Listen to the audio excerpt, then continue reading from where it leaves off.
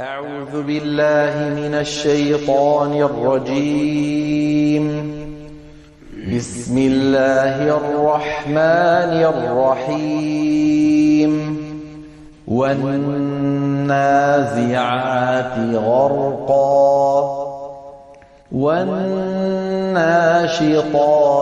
نشطا والسابحات سبحا فالسابقات سبقا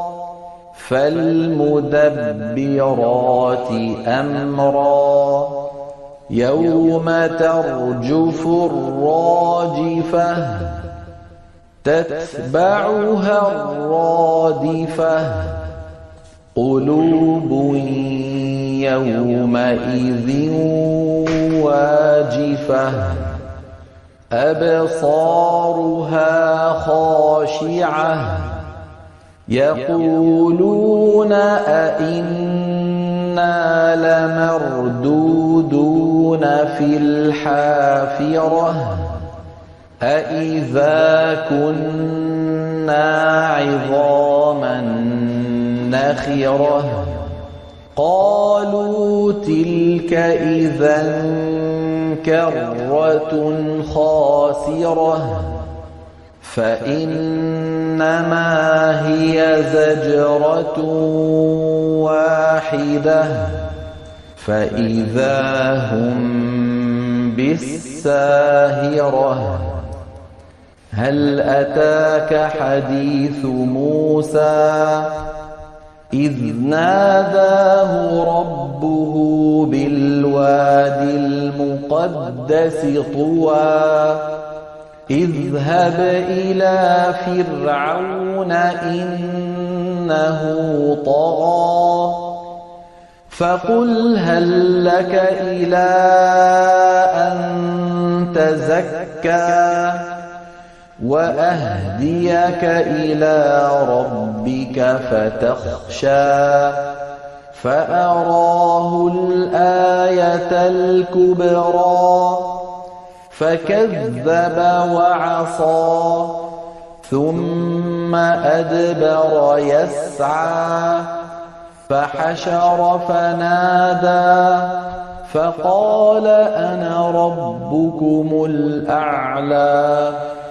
فأخذه الله نكال الآخرة والأولى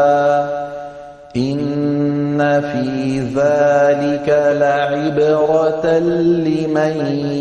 يخشى أأنتم أشد خلقا أم السماء بناها رفع سمكها فسواها وأغطش ليلها وأخرج ضحاها والأرض بعد ذلك دحاها أخرج منها ماءها ومرعاها والجبال أرساها متاعا لكم ولأنعامكم فإذا جاءت الطامة الكبرى يوم يتذكر الإنسان ما سعى وبرزت الجحيم لمن يرى فأما من طغى وآثر الحياة الدنيا فإن الجحيم هي المأوى وأما من خاف مقام ربه ونهى النفس عن الهوى فإن الجنة هي المأوى يسألونك عن الساعة أيان مرساها فيم أنت من ذكراها